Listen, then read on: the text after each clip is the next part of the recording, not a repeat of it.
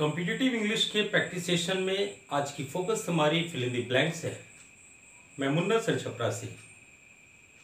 इस सेशन का पहला सेंटेंस आपके बीच, please vote for the member dash has done the most for our village. Please vote for the member dash has done the most for our village. Option A, whom you believe. B, who you believed. C, that you believe. And D, who you believe. Respected viewers, question number 1 के 4 options में who, whom तथा that, इन तीनों के ऊपर focus की गई है। Rule कहता है यदि दो या दो से अधिक क्लॉजेस को जोड़ने के लिए हु, हुम तथा दैट का प्रयोग हो तब वे रिलेटिव प्रोनाउन की श्रेणी में आते हैं। हु को नॉमिनेटिव केस जिसे हम एनसी बोलते हैं, हुम को ऑब्जेक्टिव केस जिसे ओसी बोलते हैं और दैट को नॉमिनेटिव तथा ऑब्जेक्टिव केस दोनों ही श्रेणी में रखा जाता है। हु तथा हुम का प्रयोग सिर्फ व्यक्ति के लिए होता है, जबकि दैट का प्रयोग सभी के लिए होता है। हु तथा हुम का प्रयोग करते समय हमें वाक्य में सबसे पहले वर्ब के ऊपर फोकस करना होता है। यदि प्रत्येक सब्जेक्ट को वर्ब मिल जाए तब उस वाक्य में हुम का प्रयोग होता है, और यदि प्रत्येक वर्ब को सब्जेक्ट न मिले, यदि कोई वर्ब छूट जाता है तब उस वाक्य में हु का प्रयोग होता है। Question number 1, please vote for the member. यहां please vote for the member, vote का सब्जेक्ट हमारा यू अंडरस्टूड है, यानी वोट को यू मिला।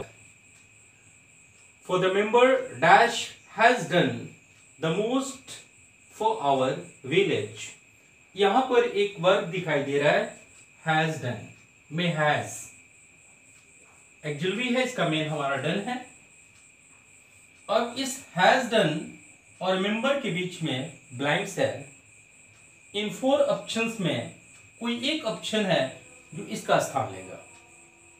अब देखते हैं, इस वोट को मिला यू जो अंडरस्टूड है, इंपेरेटिव सेंटेंस है जिसका सब्जेक्ट हमेशा यू होता है, तो वोट के पीछे वोट को मिल गया यू। अब इस हैज के लिए कौन सा शब्द होगा यही देखना है। यहां हुम यू बिलीव, अगर हुम करते हैं, अगर हम यहां हुम का प्रयोग करें तो यहां हुम यू बिलीव में यू को मिला बिलीव, यू को बिलीव मिला, इस हैज को कुछ नहीं मिला। क्या कहता है रूल कि जब सबसे पहले हमें वाक्य में वर्ब पर फोकस करनी है। यदि वर्ब को सब्जेक्ट मिल गया, प्रत्येक वर्ब को सब्जेक्ट मिल गया, तब तो उस वाक्य में हुम का प्रयोग करेंगे, और यदि नहीं मिला तो हु का प्रयोग करेंगे। बी में कहता है हु यू बिलीव्ड।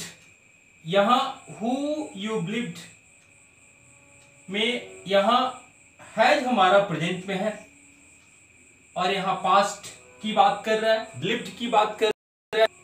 अगर बिलीव्ड के स्थान पर बिलीव होता तो आंसर हमारा बी हो सकता था। बिलीव्ड के कारण ये हमारा बी नहीं होगा। सी कहता है दैट यू बिलीव। दैट का कंसेप्ट है, दैट रिलेटिव प्रोनाउन के रूप में जब वाक्य में आता है तब अपने ठीक पहले आने वाले के साथ जब रिलेटिव प्रोनाउन के रूप में दैट आता है तब यह अपने ठीक पहले आने वाले नाउन के साथ, ये इसके ठीक पहले आने वाला नाउन है हमारा member, the same, the very तथा द ओनली। नहीं, दैट का कंसेप्ट है, दैट अपने ठीक पहले आने वाले नाउन के साथ द सेम, द वेरी तथा द ओनली लेता है। इस वाक्य में मेंबर के पहले सिर्फ द लगा है और यहां सेम, वेरी और ओनली होता तो दैट आंसर हो सकता था, तो यहां दैट भी हमारा यानी सी भी हमारा आंसर नहीं होगा। ऊपर हुम, अगर हम इसको चुनते हैं ए में, अगर हुम को मानते हैं तो यू को बिलीव मिला, तो हैज यहां बचा हुआ है, हैज के लिए तो हमें चाहिए नॉमिनेटिव केस, तो हमारा ए भी नहीं था। जब और यहां बिलीव्ड है जो पास्ट में है, तो हमारा ए सुटेबल ऑप्शन नहीं है, बी भी हमारा नहीं है, सी भी कट चुका है, तो आंसर हमारा क्या होगा, डी। ये कैसे होगा, यू को बिलीव मिला है और हैज को हम हु दे देंगे। क्या कहता है एक बार फिर से, रूल कहता है कि जब दो या दो से अधिक क्लॉजेस को हम हु, हुम तथा दैट से जोड़े तब हु, हुम तथा दैट को रिलेटिव प्रोनाउन की श्रेणी में रखा जाता है। हु, हुम तथा दैट के ठीक पहले आने वाले नाउन के साथ द कब होता है। हु तथा हुम का प्रयोग सिर्फ व्यक्ति के लिए, जबकि दैट का प्रयोग सबके लिए होता है। हु नॉमिनेटिव केस है जबकि हुम ऑब्जेक्टिव केस है। दैट नॉमिनेटिव तथा ऑब्जेक्टिव दोनों केस है। दैट कि ठीक पहले आने वाले नाउन के साथ the same, the very, the only का प्रयोग होता है, जबकि हु और हुम के ठीक पहले आने वाले नाउन के साथ सिर्फ द का प्रयोग होता है। जिस वाक्य में हु और हुम को रखना है उस वाक्य में सबसे पहले फोकस हमारी भर पर होती है। यदि प्रत्येक सब्जेक्ट को भर मिला तो उस वाक्य में हुम लगा देते हैं, और यदि नहीं मिला तो उसमें हु का प्रयोग करते हैं। इस कंसेप्ट के हिसाब से हम हैज के लिए कोई सब्जेक्ट नहीं मिल पा रहा है तो ये हमारा होगा नहीं। बी में बिलीव्ड के कारण हम हु सुटेबल ऑप्शन है, लेकिन बिलीव्ड के कारण हम बी को विकल्प के रूप में नहीं रखेंगे, आंसर के रूप में नहीं रखेंगे। और सी में दैट है, चूंकि मेंबर के पहले the same, the very, the only लगा होता तो हम दैट पर विचार कर सकते थे। डी में हमारा यू को बिलीव मिला हुआ है और उसके पहले हु है और यहाँ हैज को सब्जेक्ट चाहिए, तो आंसर हमारा डी होगा। आगे बढ़ते हैं क्वेश्चन नंबर 2। क्वेश्चन नंबर 2 है the chief competitor as well as ourselves dash prices this summer. कहता है द चीफ कंपटीटर, मुख्य हमारा competitor, as well as ourselves के साथ साथ खुद, प्राइसेस दिस समर यहां पे डैश की गई है। ये ऑप्शन कहता है are obliged in rising, B कहता है is obliged to rising, C कहता है आर ऑब्लाइज्ड टू राइज और डी कहता है is obliged to rise. Rule के हिसाब से जब दो संज्ञा या सर्वनामों को as well as, along with, together with तथा accompanied by से जोड़ा जाए और वे वाक्य के कर्ता के रूप में आए, तब as well as, along with, together with तथा accompanied by के ठीक पहले आने वाले नाउन या प्रोनाउन के नंबर के अनुसार हम वर्ब का सिलेक्शन करते हैं।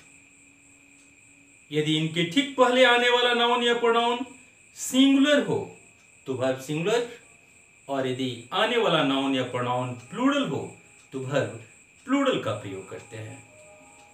यहां पर एज वेल एज कि ठीक पहले आने वाला हमारा नाउन कंपटीटर सिंगुलर है और एज वेल एज के बाद हमारा आवरसेल्व्स है। As well as, along with, together with, accompanied by के बाद आने वाले नाउन प्रोनाउन पर हमारी फोकस नहीं होती है। हम उनके हिसाब से वर्ब का सिलेक्शन ही करते हैं। तो यहाँ एज वेल एज के ठीक पहले आने वाला हमारा नाउन कॉम्पिटिटर है। कॉम्पिटिटर हमारा सिंगुलर है, इसलिए ए तो होगा नहीं, क्योंकि ए में हमारा आर है, ये ऑप्शन हमारा नहीं होगा। बी में हम विचार करेंगे इज ऑब्लाइज टू राइजिंग है, सी में है आर ऑब्लाइज टू राइज है, और डी में है इज ऑब्लाइज टू राइज। अब हम बात करेंगे इज ऑब्लाइज टू राइजिंग की। सिंपली रूल कहता है ऑब्लाइज्ड के साथ फिक्स प्रीपोजिशन के रूप में टू का प्रयोग होता है। लेकिन बात यहां प्रीपोजिशन की नहीं है, ऑब्लाइज्ड के विषय में कहा जाता है नॉन फाइनाइट में फुल इन्फिनेटिव का अध्ययन करना होता है। फुल इन्फिनेटिव के रूल के अनुसार ऑब्लाइज्ड के ठीक बाद 2 + V1 का प्रयोग होता है।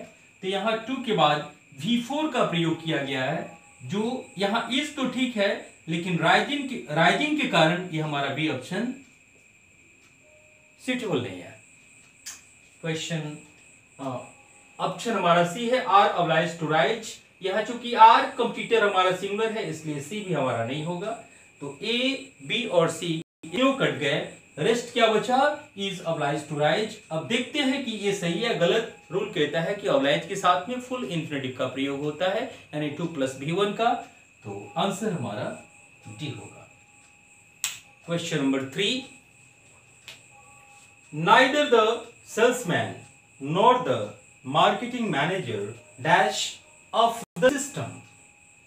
रूल कहता है कि जब दो संज्ञा सर्वनामों को आइदर और, neither nor, not only but also इत्यादि से जोड़ा जाए और वे वाक्य के कर्ता के रूप में आए, तब नॉर और तथा बट ऑल्सो के ठीक बाद आने वाले नाउन या प्रोनाउन के नंबर के अनुसार वर्ब का प्रयोग होता है।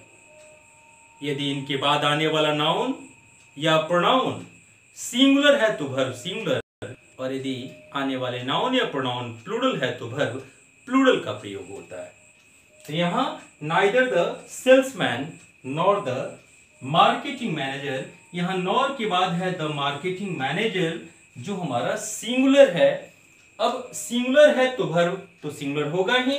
यहाँ पर इज फेवरिंग है, इज इन फेवर है, आर इन फेवर और are for favour. Respected viewers, favour के विषय में कहा जाता है, फेवर का मतलब पक्ष लेना होता है, और सिर्फ पक्ष की बात करते हैं तब पक्ष के लिए इन फेवर ऑफ का प्रयोग होता है। सिंपली इन फेवर ऑफ के बाद नाउन का प्रयोग होता है। तो यहां पर इन फेवर ऑफ हम देख रहे हैं इज फेवरिंग, चूंकि फेवरिंग की बात है तो यहां फेवरिंग होगा नहीं, यहां ऑफ लगा हुआ है, इसलिए ऑफ के कारण ये फेवरिंग फेवर होता, इसलिए ये नहीं होगा। बी है is in favour, is in favour, of लगा हुआ है, इस पे विचार करेंगे हम। आर इन फेवर, आर तो होगा नहीं, क्योंकि सब्जेक्ट हमारा मार्केटिंग मैनेजर सिंगुलर है, और आर फॉर फेवर, डी भी हमारा नहीं होगा क्योंकि सब्जेक्ट हमारा द मार्केटिंग मैनेजर यानी सिंगुलर है। तो ऑप्शन हमारा रूल के हिसाब से manager, the marketing manager dash of the system, of के कारण, चूंकि इन फेवर ऑफ होता है के पक्ष में या की तरफ से, और सब्जेक्ट हमारा सिंगुलर है, इसलिए आंसर हमारा बी होगा। तो उम्मीद है आज की यह फिल इन द ब्लैंक्स आपको पसंद आएगी। ऐसे ही इंटरेस्टिंग कंटेंट के साथ मिलते हैं अगले वीडियो में, तब तक के लिए अनुमति दें। जय हिंद।